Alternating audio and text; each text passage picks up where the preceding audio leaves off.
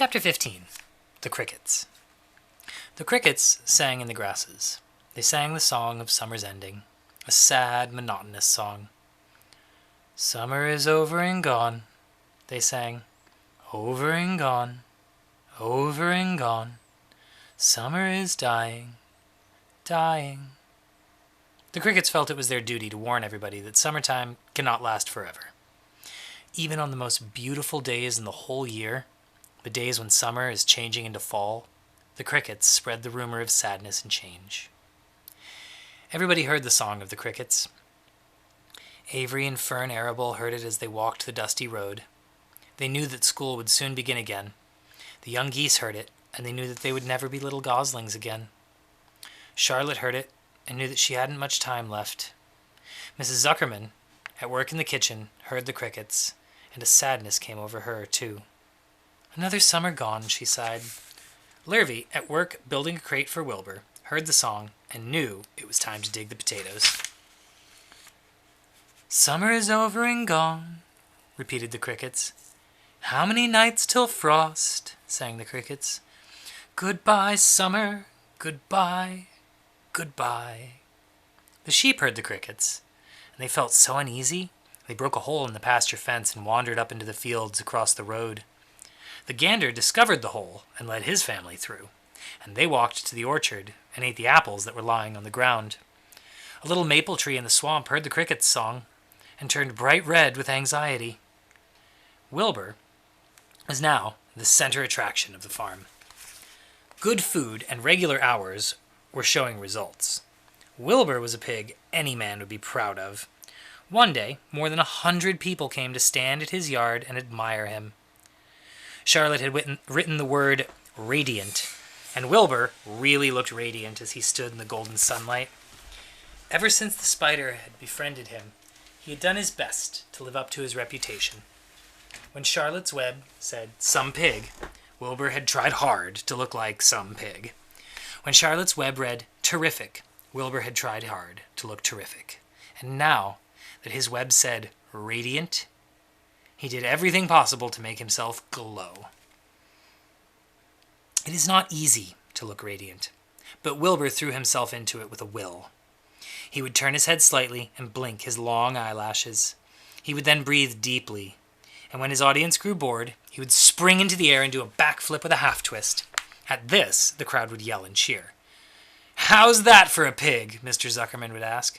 Well pleased with himself, "that pig is radiant." Some of Wilbur's friends in the barn worried fear all the attraction would go to his head and make him stuck up. But it never did. Wilbur was modest. Fame did not spoil him. He still worried some about the future, as he could hardly believe that a mere spider would be able to save his life. Sometimes, at night, he would have a bad dream. He would dream that men were coming to get him with knives and guns. But that was only a dream. In the daytime, Wilbur usually felt happy and confident. No pig ever had a truer friends. He realized that friendship is one of the most satisfying things in the world. Even the song of the crickets did not make Wilbur too sad. He knew it was almost time for county fair. He was looking forward to the trip. If he could distinguish himself at the fair and maybe win some prize money, he was sure Zuckerman would let him live. Charlotte had worries of her own, but she kept quiet about them. One morning, Wilbur asked about the fair. "You're going with me, aren't you, Charlotte?" he said. "Well, I don't know," replied Charlotte. "The fair comes at a bad time for me. I shall find it inconvenient to leave home, even for a few days." "Why?" asked Wilbur. "Oh, I just don't feel like leaving my web. Too much going on around here." "Please come with me," Wilbur said. "I need you, Charlotte. I can't stand going to the fair without you. You've just got to come." "No," said Charlotte. "I believe I'd better stay home and see if I can't get some work done." "What kind of work?" "Egg laying. It's time I made my egg sack and filled it with eggs." "I didn't know you could lay eggs," said Wilbur in amazement. "Oh, sure. I'm versatile." "What does versatile mean? Full of eggs?" "Certainly not," said Charlotte. "Versatile means I can turn with ease from one thing to another. It means I don't have to limit my activities to spinning and trapping and stunts like that." Why don't you come with me to the fairgrounds and lay your eggs there? It would be wonderful fun." Charlotte gave her web a twitch and moodily watched it sway. "I'm afraid not," she said. "You don't know the first thing about egg-laying, Wilbur. I can't arrange my family duties to suit the management of the county fair. When I get ready to lay eggs, I have to lay eggs, fair or no fair. However, I don't want you to worry about it. You might lose weight. We'll leave it this way. I'll come to the fair if I possibly can." "Oh, good," said Wilbur. "I knew you wouldn't forsake me just when I needed you most." All that day Wilbur stayed inside, taking life easy in the straw. Charlotte rested and ate a grasshopper. She knew that she couldn't help Wilbur much longer. In a few days, she would have to drop everything and build a beautiful little sack that would hold her eggs. Chapter 16. Off to the Fair. The night before the county fair, everybody went to bed early. Fern and Avery were in bed by 8. Avery lay dreaming that the Ferris wheel had stopped and that he was in the top car. Fern lay dreaming that she was getting sick in the swings. Lurvy was in bed by 8:30. He lay dreaming that he was throwing baseballs at a cloth cat and winning a genuine Navajo blanket. Mr. and Mrs. Zuckerman were in bed by 9. Mrs. Zuckerman lay dreaming about a deep freeze unit, and Mr. Zuckerman lay dreaming about Wilbur. He dreamt that Wilbur had grown until he was 116 feet long and 92 feet high, and that he had won all the prizes at the fair and was covered in blue ribbons, and he even had a blue ribbon tied to the end of his tail. Down in the barn cellar, the animals, too, went to sleep early, all except Charlotte. Tomorrow would be fair day. Every creature planned to get up early and see Wilbur off on his great adventure. When morning came, everybody got up at daylight. The day was hot. Up the road, at the Arable's house, Fern lugged a pail of hot water to her room and took a sponge bath. Then she put on her prettiest dress because she knew she would see boys at the fair. Miss Arable scrubbed the back of Avery's neck and wet his hair and parted it. Brushed it down hard until it stuck to the top of his head. All but about 6 hairs that stood straight up. Avery put on clean underwear, clean blue jeans, and a clean shirt. Mr. Arable dressed, ate breakfast, and then went out and polished his truck. He had offered to drive everybody to the fair, including Wilbur. Bright and early, Lurvy put clean straw in Wilbur's crate and lifted him into the pig pen. The crate was green. In gold letters, it said, "Zuckerman's Famous Pig." Charlotte had her web looking fine for the occasion. Wilbur ate his breakfast slowly. He tried to look radiant without getting food in his ears. In the kitchen, Mrs. Zuckerman suddenly made an announcement. "Homer," she said to her husband, "I am going to give that pig a buttermilk bath." "A what?" said Mr. Zuckerman. "A buttermilk bath. My grandmother used to bathe her pig with buttermilk when it got dirty. I just remembered." "Wilbur's not dirty," said Mr. Zuckerman.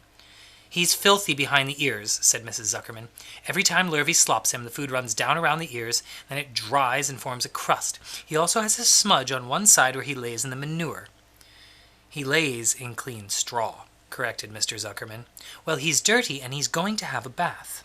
Mr. Zuckerman sat down weakly and ate a donut. His wife went to the woodshed. When she returned, she wore rubber boots and an old raincoat, and she carried a bucket of buttermilk and a small wooden paddle. "Edith, you're crazy," mumbled Zuckerman. But she paid no attention to him. Together they walked to the pig pen. Mrs. Zuckerman wasted no time. She climbed in with Wilbur and went to work. Dipping her paddle in the buttermilk, she rubbed him all over. The geese gathered round to see the fun, and so did the sheep and lambs. Even Templeton poked his head out cautiously to watch Wilbur get a buttermilk bath. Charlotte got so interested she lowered herself on a drag line so she could see better. Wilbur stood stock still and eyes closed. He could feel the buttermilk trickling down his sides. He opened his mouth and some buttermilk ran in. It was delicious. He felt radiant and happy. When Mrs. Zuckerman got through and rubbed him dry, he was the cleanest, prettiest pig you ever saw. He was pure white, pink around the ears and snout, and smooth as silk. The Zuckermans went up to change into their best clothes. Lurvy went to shave and put on his plaid shirt and his purple necktie. The animals were left to themselves in the barn. The 7 goslings paraded round and round their mother. "Please, please, please, please take us to the fair," begged the goslings. Then all 7 began teasing to go. Please, please, please, please, please, please, please, please, please, please, please, please. They made quite a racket. Children, snapped the goose. We're staying quietly, at home, and only Wilbur is going to the fair. Just then Charlotte interrupted. I shall go too, she said softly. I have decided to go with Wilbur. He may need me.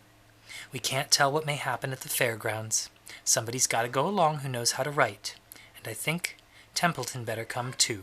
I might need somebody to run errands and do general work. I'm staying right here, grumbled the rat. I haven't the slightest interest in fairs.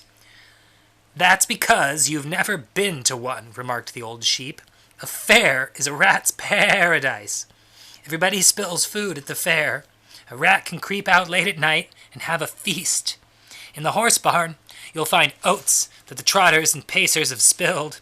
In the trampled grass of the infield, you'll find old, discarded lunch boxes containing the foul remnants of peanut butter sandwiches and hard-boiled eggs, cracker crumbs, bits of donuts, particles of cheese. In the hard-packed dirt of Midway, after the glaring lights are out and the people have gone home to bed, you will find a veritable treasure of popcorn fragments, frozen custard dribblings, candied apples abandoned by children, sugar fluff crystals, salted almonds, popsicles, partially gnawed ice cream cones, the wooden sticks of lollipops. Everywhere is loot for a rat. In tents, in booths, in hay lofts. Why, a fair has enough disgusting leftover food to satisfy an army of rats. Templeton's eyes were ablaze. Is this true? He asked. Is this appetizing yarn of yours true? I like high living, and what you say tempts me. It is true, said the old sheep. Go to the fair, Templeton. You will find the conditions at the fair will surpass your wildest dreams. Buckets with sour mash sticking to them, tin cans containing particles of tuna fish, greasy paper bags stuffed with rotten... That's enough! Don't tell me any more. I'm going! Good, said Charlotte, winking at the old sheep. Now then, there's no time to be lost. Wilbur will soon be put into the crate. Templeton and I must get into the crate right now and hide ourselves. The rat didn't waste a minute. He scampered over to the crate, crawled between the slats, and pulled the straw up and over him so he was hidden from sight. All right, said Charlotte. I'm next. She sailed into the air, let out a dragline, and dropped gently to the ground. Then she climbed to one side of the crate and hid herself inside a knothole in the top board. The old sheep nodded. What a cargo, she said. That sign ought to say, Zuckerman's famous pig, and 2 stowaways. Look out, people are coming, umming, shouted the gander. Cheese it, cheese it, cheese it! The big truck with Mr. Arable at the wheel backed slowly down toward the barnyard. Lurvy and Mr. Zuckerman walked alongside it. Fern and Avery were standing in the body of the truck, hanging onto the sideboards. Listen to me, whispered the old sheep to Wilbur. When they open the crate and try to put you in, struggle. Don't go without a tussle. Pigs always resist when they're being loaded. If I struggle, I'll get dirty, said Wilbur. Never mind that. Do as I say. Struggle. If you were to walk into the crate without resisting, the Zuckerberg man might think you're bewitched. He'd be scared to go to the fair. Templeton poked his head up through the straw. Struggle if you must, he said, but kindly remember I am hiding down here in this crate and I don't want to be stepped on or kicked in the face or pummeled or crushed in any way or squashed or buffeted about or bruised or lacerated or scarred or biffed. Just watch what you're doing, Mr. Radiant. Be quiet, Templeton, said the sheep. Pull your head in, they're coming. Look radiant, Wilbur. Lay low, Charlotte. Talk it up, geese. The truck backed slowly to the pig pen and stopped. Mr. Arable cut the motor, got out, walked around to the rear, and lowered the tailgate. The geese cheered. Mrs. Arable got out of the truck. Fern and Avery jumped to the ground. Mrs. Zuckerberg came walking down from the house. Everybody lined up at the fence and stood for a moment, admiring Wilbur and the beautiful green crate. Nobody realized that the crate already contained a rat and a spider. That's some pig, said Mrs. Arable. He's terrific, said Lurvy. He's very radiant, said Fern, remembering the day he was born. "Well," said Mrs. Zuckerman, "he's clean anyway. That buttermilk certainly helped." Mr. Arable studied Wilbur carefully. "Yes, he's a wonderful pig," he said. "It's hard to believe that he was the runt of the litter. You'll get some extra good ham and bacon, Homer, when the time comes to kill that pig." Wilbur heard these words, and his heart almost stopped. "I think I'm going to faint," he whispered to the old sheep who was watching. "Kneel down," whispered the old sheep. "Let's the blood rush to your head."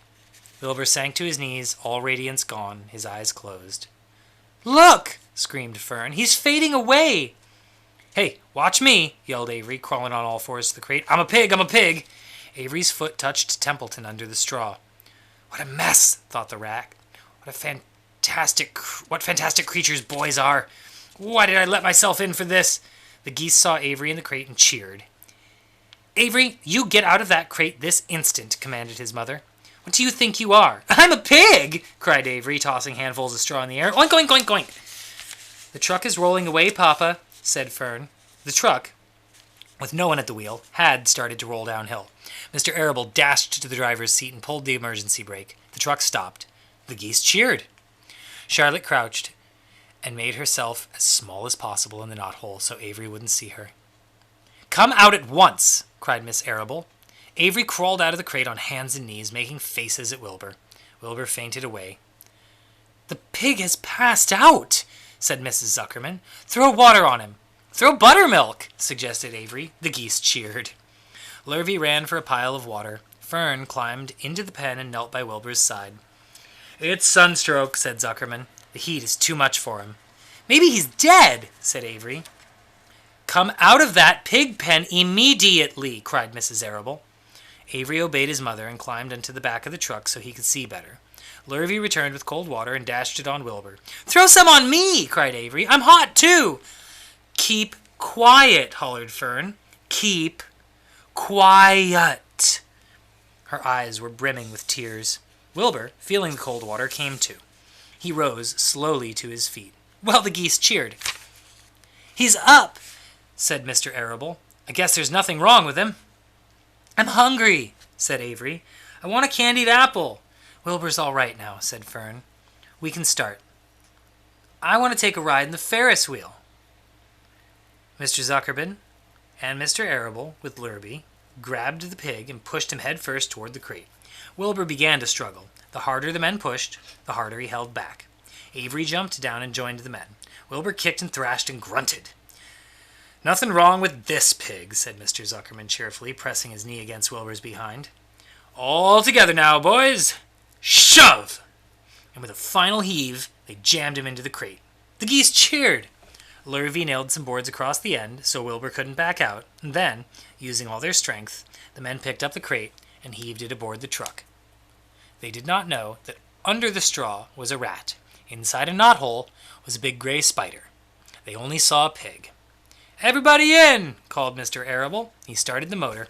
The ladies climbed in beside him. Mr. Zuckerman and Lurvy and Fern and Avery rode in the back, hanging onto the sideboards. The truck began to move ahead. The geese cheered. The children answered their cheer, and away went everybody to the fair.